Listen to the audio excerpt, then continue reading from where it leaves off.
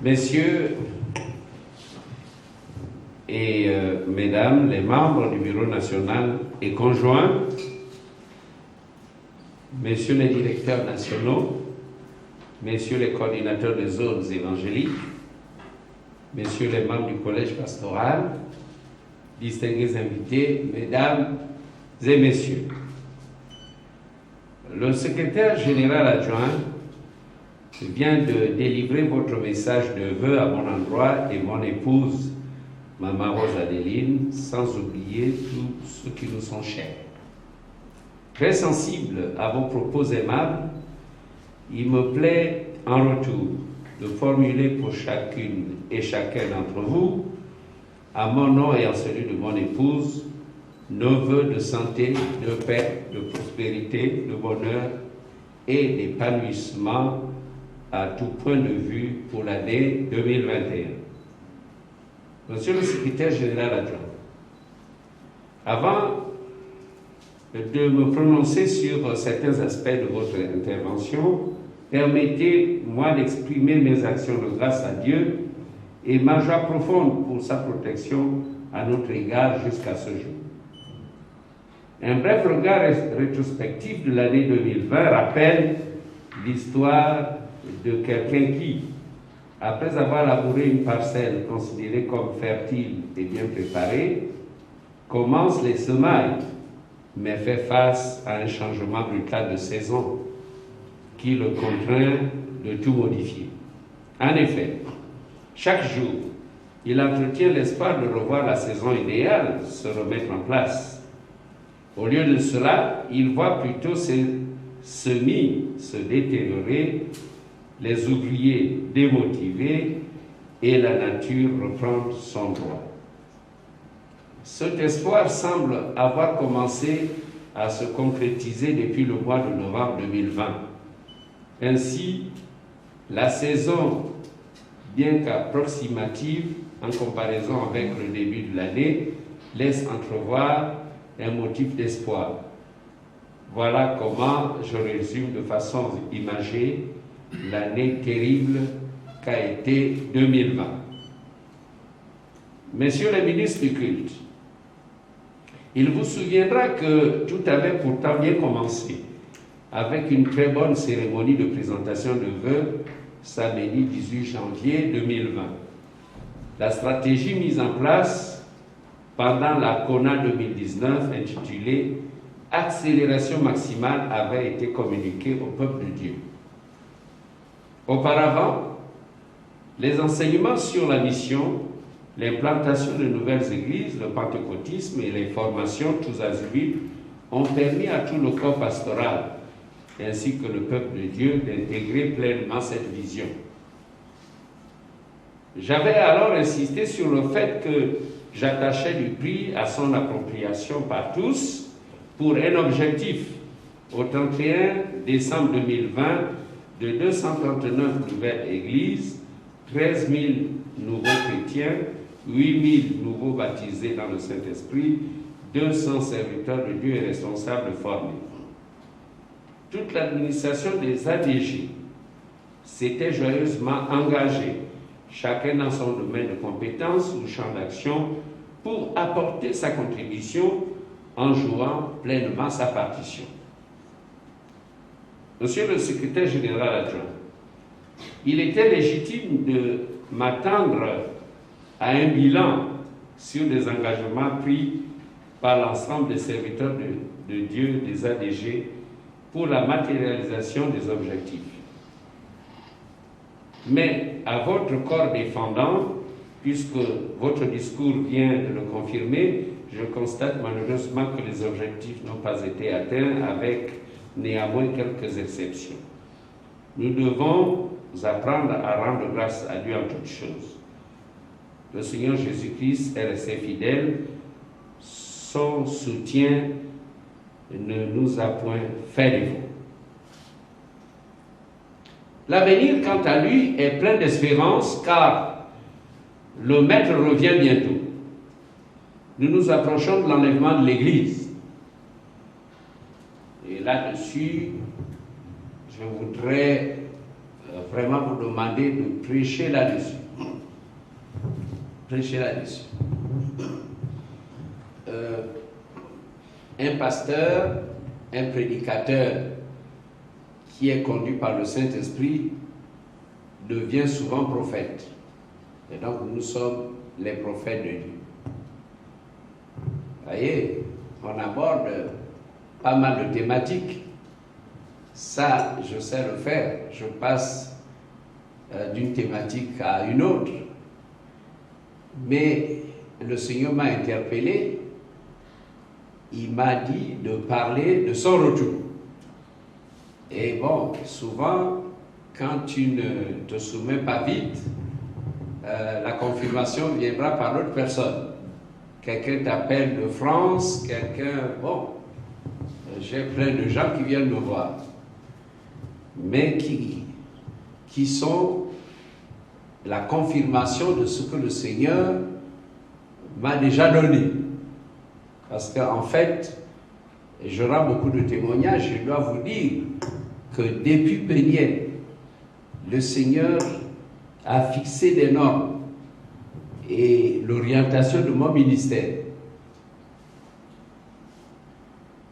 Et bien souvent, il m'a dit qu'il veut être le premier à m'informer. Il veut être le premier à me dire ce que je dois faire. Mais que je recevrai souvent des messages d'autres prophètes, mais qui doivent être des confirmations. Maintenant, quand notre prophète vient avec une révélation, ça, je ne suis pas obligé d'avaler. Si celui qui doit être le premier à m'informer m'a rien dit. C'est comme ça que je fais. Vous savez, au Gabon, il y a eu des groupes qui ont voulu que je me présente à la présidence, à l'élection présidentielle. Mais moi, je n'avais pas reçu cela. Donc, je ne pouvais pas recevoir. Et nous devons faire attention parce que le Seigneur m'a révélé aussi que l'année 2021 sera une année difficile et que beaucoup de chrétiens seront happés, seront entraînés par de faux prophètes. Et ils vont s'illustrer dans les réseaux sociaux. Et comme nos jeunes, ils passent le temps sur Internet, vous voyez, même quand son pasteur envoie des messages, poste des messages, non, il suit d'abord, beaucoup vont se perdre en 2021. Donc nous devons beaucoup prier. Je crois qu'à la prochaine prière nationale, nous mettrons des sujets vraiment précis pour que l'Église puisse tenir. Nous avons déjà perdu pas mal d'âmes. Eh bien, ces âmes ont été égarées par des faux prophètes, par la négligence. Vous savez, quand on est seul, c'est difficile. C'est pour ça que le Seigneur a bâti l'Église, pour que ce soit un corps, et que dans ce corps, il y ait la vie, la substance, avec tout en haut, ceux qui sont chargés de perfectionner les saints. Alors, quand on n'est plus dans l'Église, quand on est solitaire, eh bien, l'oisiveté n'est pas une bonne chose et le diable vient. Prions beaucoup pour les chrétiens et exhortons les chrétiens parce que il y aura des faux prophètes. Ils sont apparemment convaincants quand ils parlent. Donc, mais vraiment, exhortons nos chrétiens, encadrons bien nos jeunesses, encadrons-les bien, que nous trouvions des experts à la matière, que nous formions des pasteurs de jeunes, et que comme nous avons des pasteurs des enfants. Vraiment, nous devons beaucoup travailler. Et je reviens sur l'importance de parler de l'enlèvement de l'Église. l'enlèvement de l'Église. L'enlèvement de l'Église. Donc il y a tous les signes et toutes les révélations qui prouvent que le Seigneur Jésus revient bientôt. Allez avec ce message. Ce n'est pas le temps de pécher, d'être négligent, d'être léger dans le ministère. Non, parce que ce sera mauvais qu'un pasteur reste. Mauvais. Un pasteur qui connaît la parole, qui sait, qui connaît les événements qui vont se succéder après l'enlèvement et toutes les catastrophes, l'enjeu médiatique. Alors, on annonce partout dans le monde entier qu'il y a des gens qui ont disparu, des avions qui sont tombés parce que le commandant de bord a disparu de sa cabine de pilotage, que les voitures se sont écrasées parce que leurs chauffeurs ont été enlevés. 2 personnes étaient dans un lit.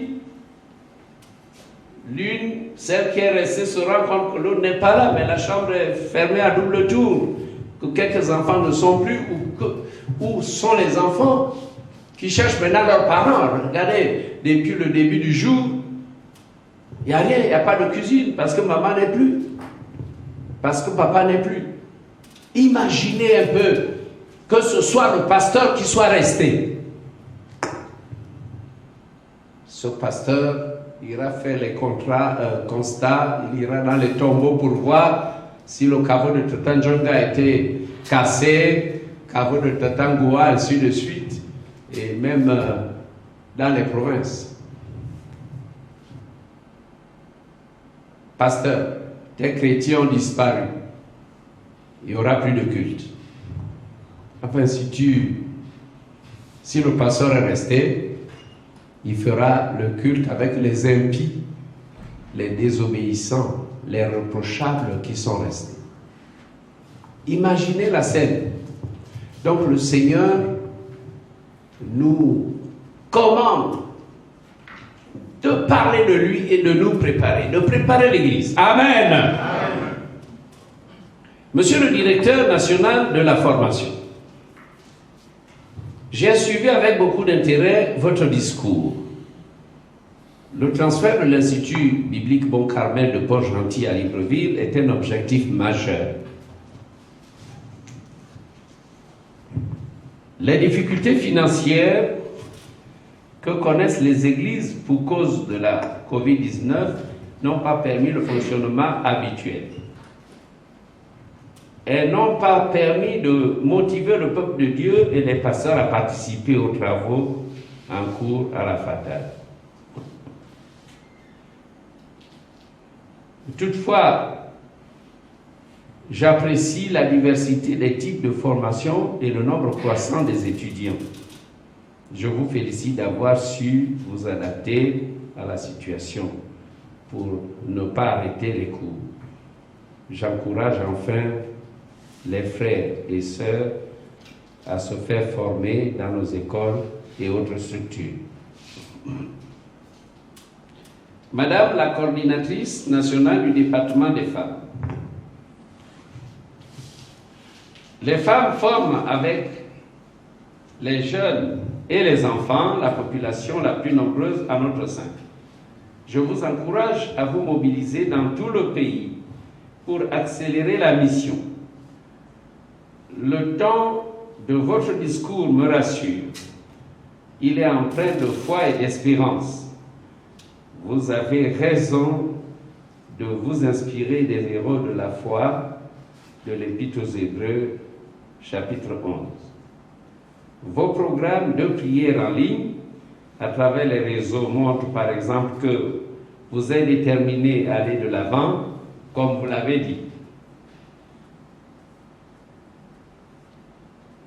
Que ce dynamisme réactualise vos résolutions de 2020. Trouvez donc les moyens d'évangéliser, ouvrez les cellules et annexes sous la coordination et la supervision de vos pasteurs respectifs. Le tout en respectant les mesures édictées par le gouvernement pour la lutte contre la COVID-19.